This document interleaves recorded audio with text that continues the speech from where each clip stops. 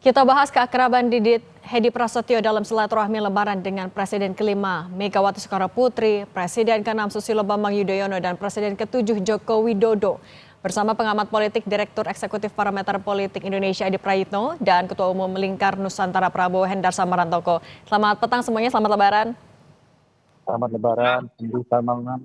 Kak Cindy, Lebaran, Mas Ibu. Bang Hendarsam. Oke, Ya. saya mau ke Mas Adi dulu. Mas Adi, di hari yang sama, Didit Hedi Prasetyo menunjukkan kedekatan dengan 3 mantan presiden, Pak SBY di Istana, kemudian di rumah Teguh Umar dengan Bu Mega, lanjut ke Solo ketemu Pak Jokowi. Anda membaca keakraban putra Presiden Prabowo dengan 3 mantan presiden ini seperti apa? Saya kira 3 hal. Pertama, memang harus diakui bahwa Didit itu adalah replika politik dari Prabowo Subianto. Jadi setiap aktivitas politiknya, aktivitas sosialnya itu dianggap bagian penting bagaimana pesan-pesan politik kebangsaan Pak Prabowo Subianto itu melekat pada Mas Didit yang saya kira memang dalam beberapa hari ini selalu menjadi pembicaraan yang cukup signifikan. Itu yang pertama. Yang kedua, kalau mau jujur sebenarnya per hari ini, 2 hari ini kita memang harus kita akui bahwa Mas Didit itu adalah idola baru dalam konteks politik kita di masa-masa yang akan datang. Artinya bandul kekuasaan ketika berubah, maka orang-orang yang ada di sekitar Presiden Republik Indonesia akan terus menjadi darling, dia akan menjadi matahari yang terus akan menjadi pergunjingan di antara nama-nama lain. Bahkan kalau kita mau jujur sebenarnya kan sebelumnya mantan-mantan pejabat publik di negara kita itu kan anak keluarganya selalu menjadi pembicaraan. Tapi per hari ini harus kita akui dan di masa-masa yang akan datang, Mas Didit itu akan selalu memenuhi spotlight pembicaraan soal bagaimana suasana politik kebangsaan di masa yang akan datang. Tapi yang paling penting sebenarnya yang ketiga, Mbak Cindy, adalah ini tentu adalah sebagai upaya untuk menjaga silaturahmi dan keseimbangan politik ya. Jadi ketika publik tahu bahwa Mas Didi itu adalah replika politik dari Prabowo Subianto, ini tentu menegaskan bahwa sebenarnya Prabowo Subianto selama ini mazhab politiknya merangkul mantan-mantan presiden terdahulu adalah sebagai sosok yang memang harus diajak kerjasama dan tentu saja mereka itu dinilai berkontribusi bagaimana membangun Indonesia di masa-masa yang akan di masa lampau tentu saja. Oke, Makanya kalau sebagai saya replika politik, sebentar Mas Adi, kalau Bang Hendra Samko tadi kata Mas Adi replika politiknya Pak Prabowo, apa pesan yang dititipkan Pak Prabowo sebenarnya kepada ya terutama Pak Jokowi dan juga Bu Mega? Iya, sebagaimana sebagai seorang tua untuk mendidik anaknya, tentunya hal-hal yang sifatnya paling fundamental dan mendasar dari Pak Prabowo yang diajarkan ke Mas Didi adalah untuk berteman dengan semua. Bagaimana satu musuh terlalu banyak, 1.000 teman terlalu sedikit. Bahwa hal tersebut yang termanifestasi ke dalam beberapa kejadian-kejadian, beberapa event-event jauh-jauh, ya, tanggal 23 Maret kemarin ketika Mas Didi merayakan ulang tahunnya, acara yang mungkin cukup monumental ya, karena belum pernah terjadi, seluruh anak mantan presiden datang semua ke acara tersebut dan sama-sama hadir, terlepas daripada perbedaan pandangan politik apapun dari masing-masing pihak dan juga mungkin kita bisa dibalik itu. Tapi dari situ kita bisa melihat bahwa Pak Prabowo telah mengajarkan kepada Mas Didit bahwa pentingnya suatu komunikasi yang baik, persatuan, dan juga momen Lebaran ini dijadikan sarana buat Mas Didit ya, untuk menyampaikan pesan dari pihak keluarga Pak Prabowo untuk bersilaturahmi. Bang Hendarsa mungkin mic-nya juga boleh sambil didekatkan, tapi bisa ditegaskan lagi apakah memang Mas Didit diutus langsung Pak Prabowo untuk bertemu dengan Bu Mega dan Pak Jokowi di hari yang sama? Iya, saya rasa seperti itu. Memang diutus langsung karena atribut beliau yang anak biologis daripada Pak Prabowo dan tidak mempunyai jabatan politik apa-apa, tentunya ini penting sekali untuk menunjukkan bahwa beliau diutus itu memang untuk bersilaturahmi dan menyampaikan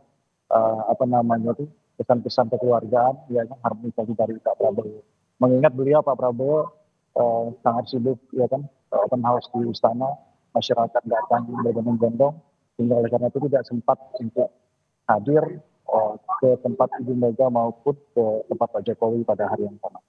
Kalau Mas Adi melihatnya, Pak Jokowi tidak hadir di open house kemarin, tapi memang sempat buka bersama. Kemudian juga pertemuan dengan Bu Mega belum juga terjadi. Apakah lewat Mas Didit ini komunikasi politik, upaya ini akan semakin lancar? itu strategi Pak Ya, Prabowo?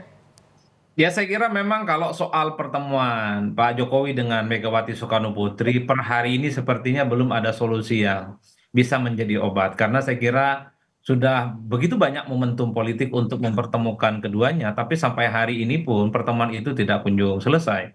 Misalnya kalau kita membahas terkait dengan simbol-simbol politik, Prabowo Subianto memang kelihatan sekali ingin mempertemukan antara Megawati Soekarno Putri dengan Pak Jokowi. Misalnya ketika ada launching yang terkait dengan Dedantara, itu kan semua mantan presiden di Republik Indonesia itu diundang. Jokowi hadir, SBY juga hadir, tapi Megawati Soekarno Putri berhalangan hadir. Memang secara teknis misalnya Megawati itu sedang umroh, tapi kan publik selalu menganggap ini belum jodoh sebenarnya. Bagaimana momen-momen politik penting untuk mempertemukan antara Pak Jokowi dengan Megawati itu bisa duduk dalam satu forum penting. Bagi saya secara prinsip ya, per hari ini untuk menjadi bridging sebenarnya bagaimana mempertemukan antara Megawati dan Jokowi memang agak rumit.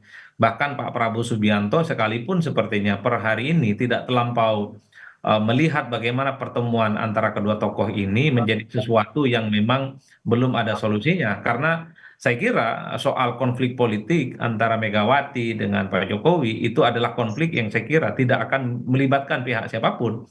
Jadi sekalipun ada upaya-upaya secara simbolik untuk mempertemukan keduanya, sampai hari ini pun, ya saya kira memang tidak akan bisa ada yang kemudian bisa mempertemukan. Meski harus kita akui, kalau kita bicara di luar Pak Jokowi, di luar Mbak Megawati Soekarno Putri, saya kira memang keluarga besar mereka satu sama yang lain di permukaan itu sudah mulai saling bertemu. Ketika Didit misalnya ulang tahun tanggal 23 Maret beberapa hari yang lalu, mantan-mantan anak presiden, di situ ada Puan Maharani, kemudian di situ ada Gibran, kemudian ada Kaisang. Ketika menunjukkan keakraban dan kebersamaannya dengan Puan, publik kan menangkap seolah-olah tidak pernah ada persoalan apapun di antara kedua orang tua mereka ataupun di antara keluarga besar mereka. Tapi ketika bicara tentang momen pertemuan antara Jokowi dengan Megawati per hari ini, saya kira semua orang masih gelap gulita dan belum ada formulasinya karena saya kira konflik politiknya sangat tajam dan bagi mereka tidak ada pihak manapun yang mampu mempertemukan dalam satu forum besar silaturahmi apalagi istilah politik. Mas Adi Makanya tapi menegaskan, artinya apakah Mas Didit ini memang jadi sosok yang jadi jembatan sekaligus pintu masuk untuk komunikasi politik juga? ya minimal di bawah itu sudah mulai bagaimana mencairkan suasana politik. Kalau di level orang tua mereka itu belum hangat dan mesra ya minimal di keluarga besar mereka satu sama yang lain sudah mulai bertemu. Nah, saya masih ingat pernyataan Pak Jokowi ketika mengomentari bagaimana mantan-mantan anak presiden yang kemudian berkumpul dalam hari ulang tahun Mas Didit. Kata Pak Jokowi itu bagus sebagai bentuk silaturahmi ya.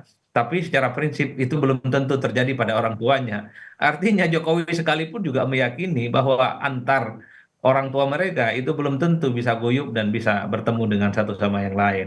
Oke. Jadi siapapun pihak-pihak yang mencari solusi untuk mempertemukan keduanya, sepertinya per hari ini masih sangat sulit, Cindy. Oke, nah kalau dari Bang Hendarson gimana? Apakah Mas Didit sendiri akan jadi pintu masuk untuk Pak Prabowo nantinya bertemu langsung dengan Bu Mega salah satunya?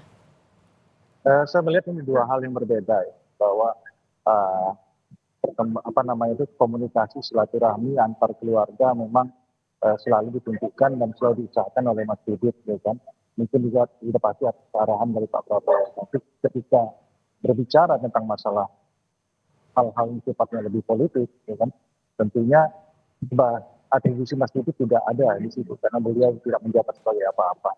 Tapi setidaknya bahwa eh, ini menjadi suatu etalase yang baik bagi masyarakat melihatnya bahwa memang persoalan sosial, persoalan politik tidak bisa dijadikan satu, ya kan, tentang masalah-masalah kebangsaan harus dikedepankan dan oleh karena itu Mas Didit dan Pak Prabowo mempunyai spirit yang sama untuk melakukan itu. Tapi teknisnya apakah nanti Pak Jokowi dengan Bu Mega akan bertemu, ataukah Bu Mega nanti dengan Pak Prabowo akan bertemu, yang kita harapkan tentunya sama.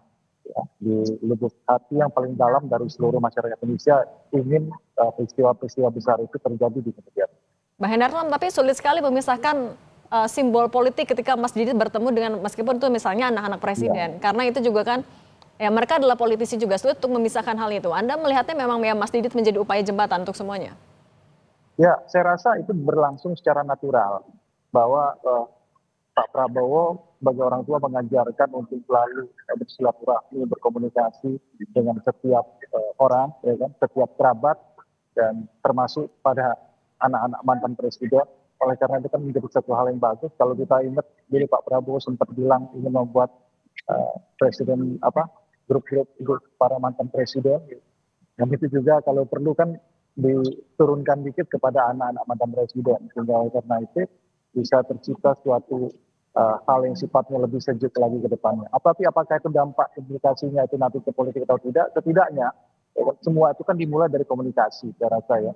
Kalau komunikasi itu tidak stuck dan baik-baik saja, maka oleh karena itu ya kan upaya-upaya untuk meredakan ketegangan apabila memang itu dianggap ada itu bisa cepat segera mencair. Seperti itu. Oke, nah Mas Adi, itu dampak politiknya bisa sampai mana, bisa sejauh mana lewat komunikasi ini sebenarnya?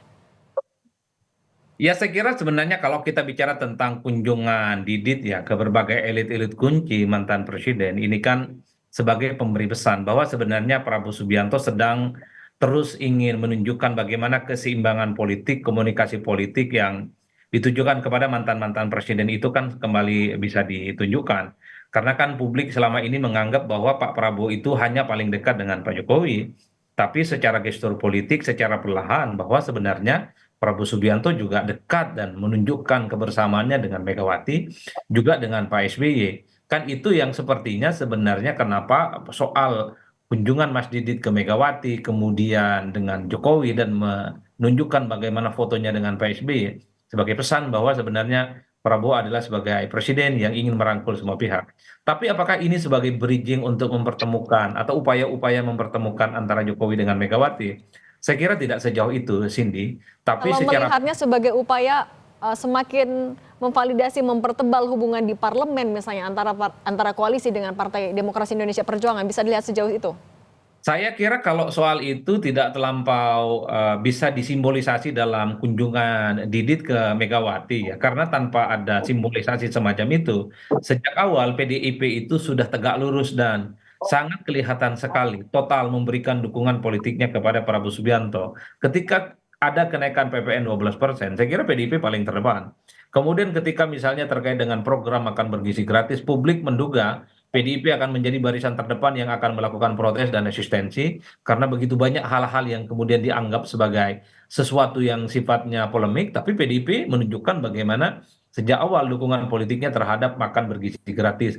Bahkan terkait dengan revisi Undang-Undang TNI, sorry to say, harus saya katakan, yang menjadi corong terdepan, lokomotif utama untuk mengesahkan rancangan undang-undang ini menjadi undang-undang adalah kawan-kawan yang ada di PDIP. Karena kebetulan pimpinan Komisi 1 adalah kader PDIP yang Oke. menurut saya ini sudah menjadi bukti yang cukup sahih. Sekalipun tanpa ada pertemuan di Oke. bulan Ramadan ataupun di momen Idul Fitri, saya kira di masa yang akan datang PDIP akan selalu bersama dengan Prabowo Subianto. Oke, baik. Mas Adi Prayitno, Direktur Eksekutif Parameter Politik Indonesia, dan Bang Hendar Samarantoko, Ketua Lisan Prabowo, terima kasih sudah berbagi di Kompas Petang. Sehat selalu, selamat lebaran lagi.